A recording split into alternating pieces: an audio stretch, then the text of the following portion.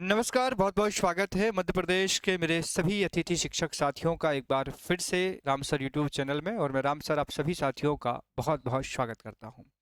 क्या अब अतिथि शिक्षक व्यवस्था बंद होने जा रही है? क्या अब मध्य प्रदेश सरकार अतिथि शिक्षकों को विद्यालय में नियुक्त नहीं करेगी? इस तरह जब से 16 दिसंबर से कैबिनेट की बैठक में एक अहम फैसला लिया गया है आउटसोर्स अस्थायी कर्मचारी या फिर संविदा कर्मचारियों को लेकर के, तब से कई सवाल उठ रहे हैं मध्य प्रदेश में अतिथि शिक्षक व्यवस्था को लेकर के। जहां एक और नियमितीकरण को लेकर के बात चलती है कि 5 सितंबर 2023 में हुए घोषणा पत्र में मध्य प्रदेश में अतिथि व्यवस्था को लेकर के 4 घोषणाएं की गई थी, जिसमें 2 घोषणाएं कंप्लीट हो चुकी हैं, जिसमें एक मानदेय को दोगुना करना और 50% आरक्षण भर्तियों में देना। तीसरी, 1 साल का अनुबंध जो कि शायद अभी तक नियुक्ति आदेश नहीं है उसके।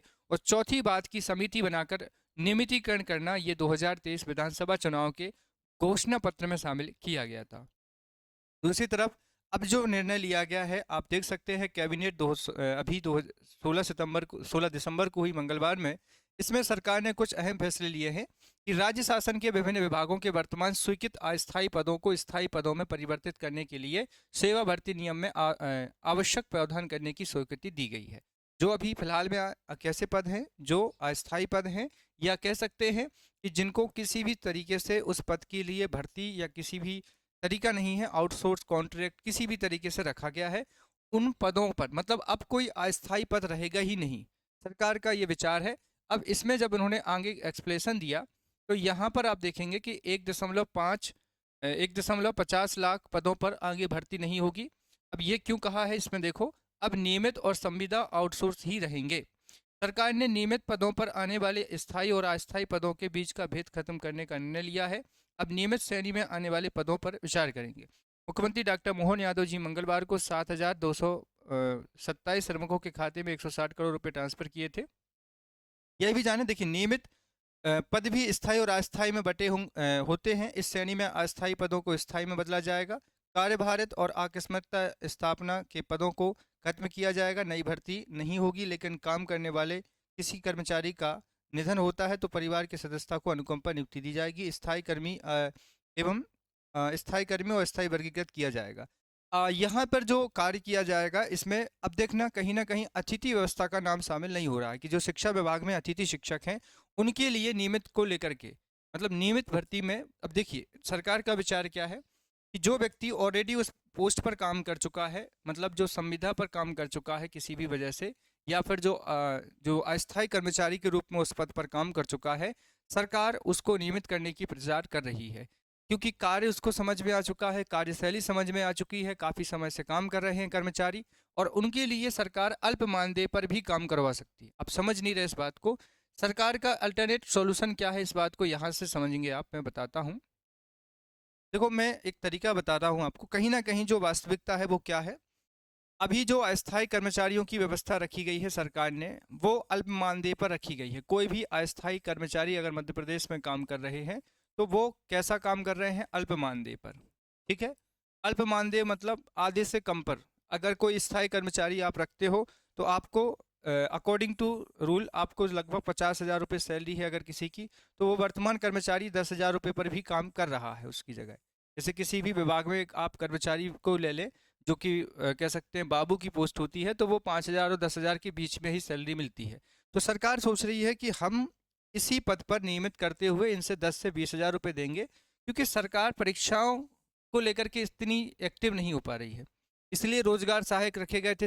जो सचिव की भर्ती है इतने सालों तक क्यों नहीं हुई, क्योंकि रोजगार सहायक रखे गए थे। तो हर विभाग में इसलिए काफ़ी समय से भर्तियां भी नहीं हो रही हैं। तो इसमें एक बात यह है कि क्या अतिथि व्यवस्था जो है वो अस्थायी कर्मचारियों में नहीं आती? अतिथि शिक्षक व्यवस्था को लेकर के सरकार क्या सोचती है, अतिथि शिक्षकों को लेकर के जो कि एक विशेष रूप से था, इसको लेकर के सरकार का क्या निर्णय है, इसमें उन्होंने कुछ स्पष्ट नहीं किया है कि अतिथि शिक्षकों को किस श्रेणी में रखते हैं आप।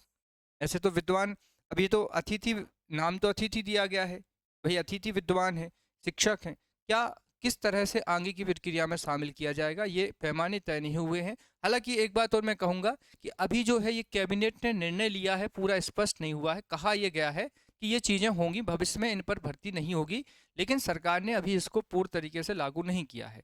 कैबिनेट में अभी इसकी चर्चा हो गई है, लेकिन हो सकता है भविष्य में इसको लेकर के आगे विचार किया जाएगा। जैसे ही आप देखो, यहाँ पर भी मांग रखी गई थी, ये अभी जो आंदोलन चल रहे हैं उसमें सरकारी स्कूलों की कार्यप्रणाली में सुधार कर शिक्षा का स्तर बढ़ाया जाए, प्राइवेट और मिशनरी स्कूलों में फीस नियंत्रण कर पारदर्शिता लाई जाए, संविदा और आउटसोर्स कर्मचारियों को नियमितीकरण, पात्रता परीक्षा डीएलएड बीएड अतिथि शिक्षकों को गुरुजी की तर्ज पर नियमित किया जाए, कोरोना काल कार्य करने वाले स्वास्थ्य कर्मियों को बजट का हवाला देकर सेवा से निकाला गया था, उन्हें पुनः बहाल किया जाए, एड्स नियंत्रण से संविदा कर्मचारी या बिजली विभाग के आउटसोर्स कर्मचारियों को समान वेतन के साथ।